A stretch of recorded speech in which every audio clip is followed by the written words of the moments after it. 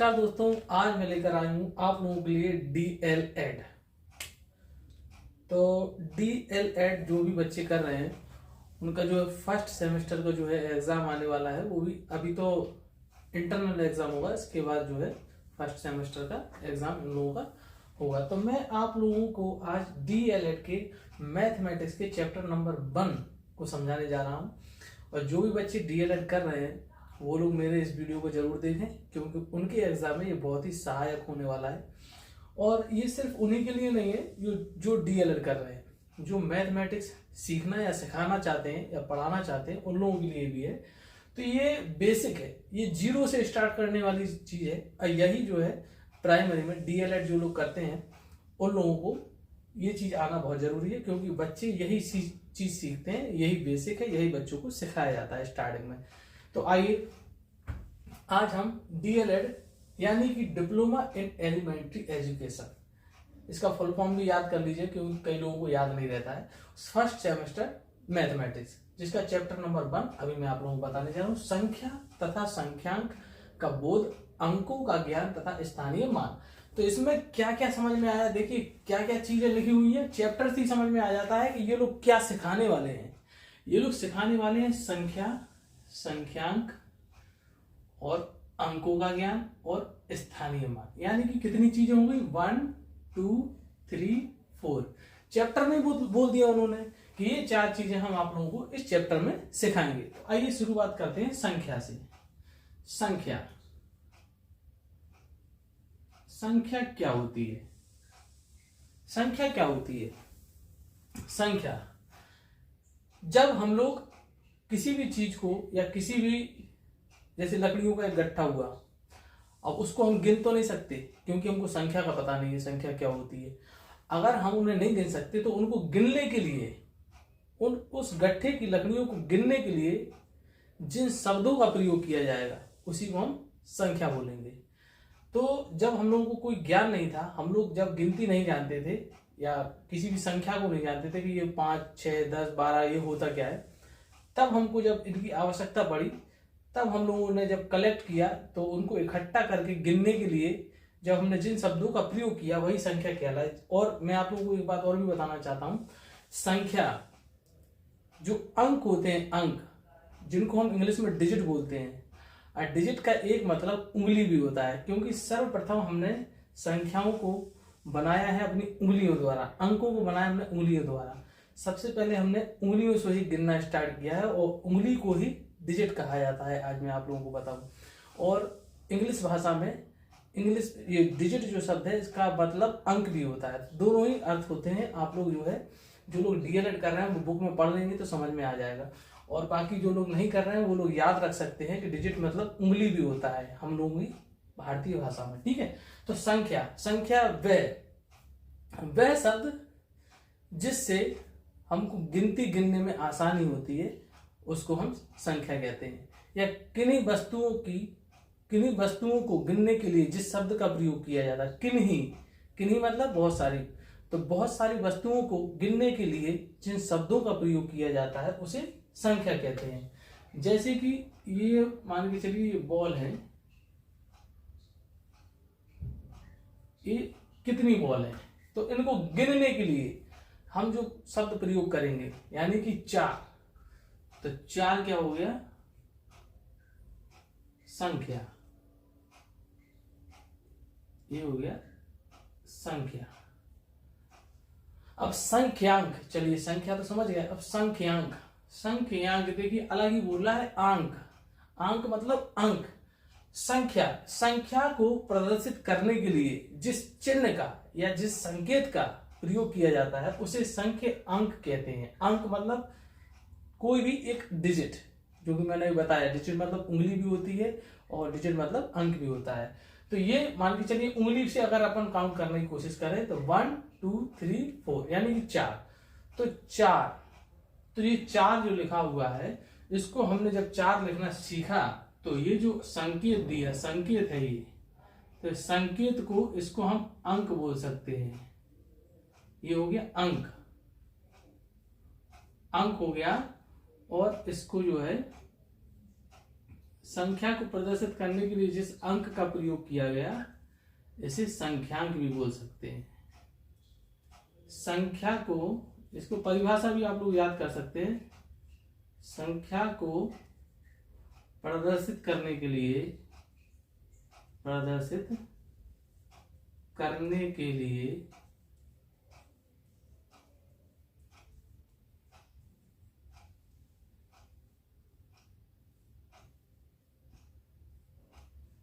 जिस संकेत का प्रयोग किया जाता है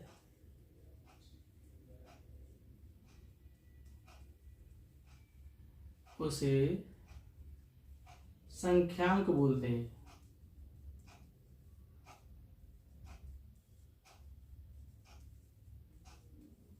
या कहते हैं। देखिए, ये मैंने आप लोगों की आम भाषा में इस परिभाषा को लिखा है और आप लोगों से यही मेरा कहना है कि किताब की भाषा को ना लिखते हुए अगर आप अपनी स्वयं की भाषा लिखेंगे तो उसमें नंबर भी अच्छे मिलते हैं और टीचर समझता है कि इसने सीखा हुआ है, ये रटा हुआ ज्ञान नहीं है, ये सीखा हुआ ज्ञान है। तो इसको जो है हम लोग इस तरीके से प्रदर्शित कर सकते हैं। तो संख्या हो गई, संख्यांक हो गया और अंक भी हो गया, है ना। ये तीन चीजें हमारी जो है समाप्त हो गई। अब बचा है स्थानीय मान। स्थानीय मान क्या होता है ये मैं अभी आप लोगों को बताऊं। आप लोगों ने संख्याएं तो देखी होंगी 10, 12, 15, 20, 50, 100। तो ये संख्या है, जैसे कि मान के चलिए एक संख्या है 1, 2, 3, 4। जब ऐसी संख्या हो और पूछे कि स्थानीय मान क्या होता है, तो स्थानीय मान तो मतलब स्थान, तो अपने स्थान को प्रदर्शित करने वाला मान ही स्थानीय मान कहलाता है। देखिए, ये मेरी अपनी खुद की भाषा है, ये कोई परिभाषा किताब वाली नहीं है। स्थान, अपने स्वयं के स्थान को प्रदर्शित करने वाला मान ही स्थानीय मान कहलाता है। जैसे ये 3 है, ये अपने आप को प्रदर्शित करेगा। कब करेगा प्रदर्शित, कि वो किस जगह खड़ा हुआ है। तो अगर देखिए, आप लोग पता ही होगा कि जब भी हम लोग इकाई, दहाई, सैकड़ा, हजार गिनते हैं तो इस तरीके से इस तरफ से गिनते हैं, इकाई, दहाई, सैकड़ा, हजार। तो ये बता दीजिए कि 3 जिस स्थान पे है वो कौन सा स्थान है। 3 दहाई के स्थान पे है, 3 और दहाई मतलब 10, तो गुणा कर दिया जाएगा 30। यही हो गया इसका स्थानीय मान।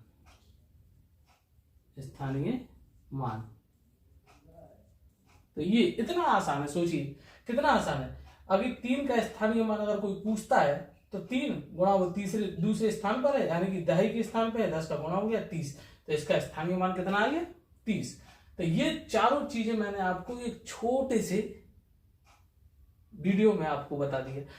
इतना आसान ही इनको सॉल्व करना होता है। अभी करना क्या है, आपसे पूछा जाए कि संख्या क्या होती है, संख्यांक क्या होता है, अंक क्या होता है, ये क्या होता है, सब बता दोगे। स्थानीय मान क्या होता है। तो ये तो हो गया आप लोगों को डिटेल में मैंने आपको सारी चीजें बता दी। अब हम आएंगे सवाल पर। तो आइए हम लोग सवाल की ओर बढ़ते हैं। चलिए, पहला सवाल। तो ये रहा हमारा पहला सवाल।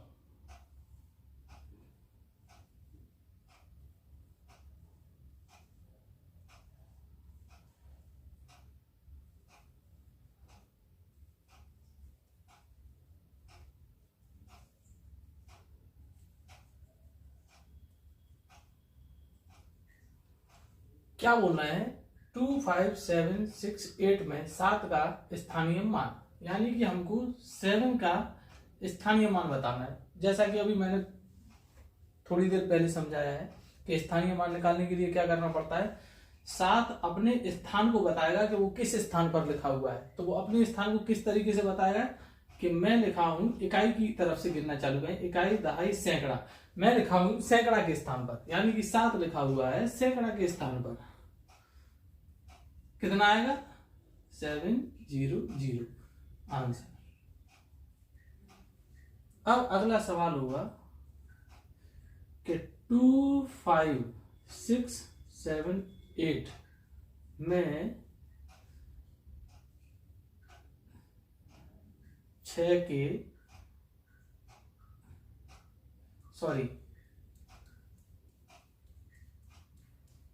6 एवं 7 के स्थानीय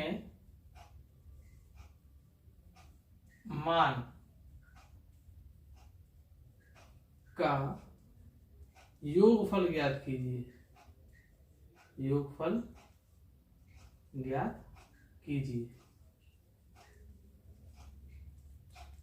चलिए भाई, हमको 6 और 7 के स्थानीय मान का योगफल ज्ञात करना है। किस तरीके से करेंगे?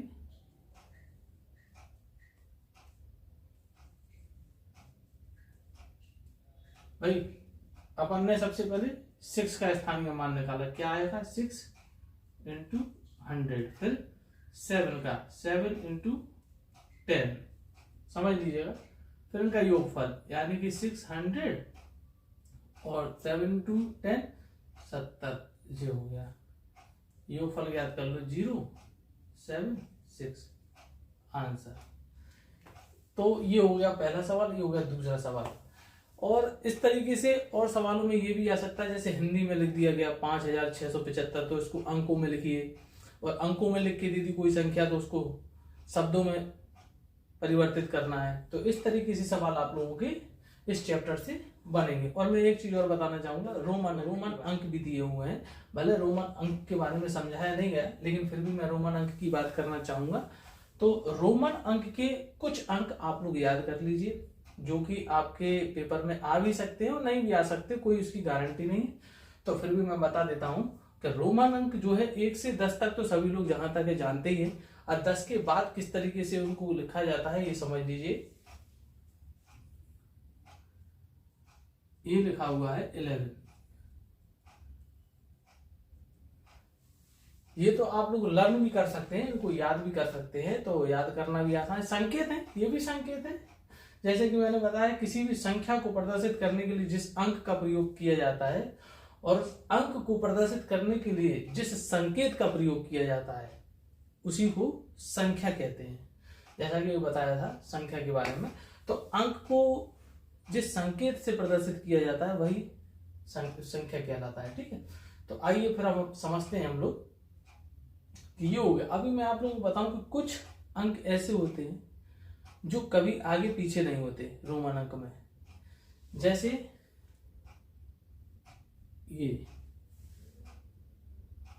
इसको क्या बोलते हैं? इसको बोलते हैं 5। ठीक, इसके बाद आता है एल। एल को क्या बोलते हैं? 50।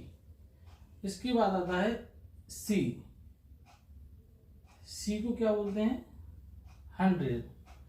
और इसके बाद आता है डी। डी को क्या बोलते हैं? 500।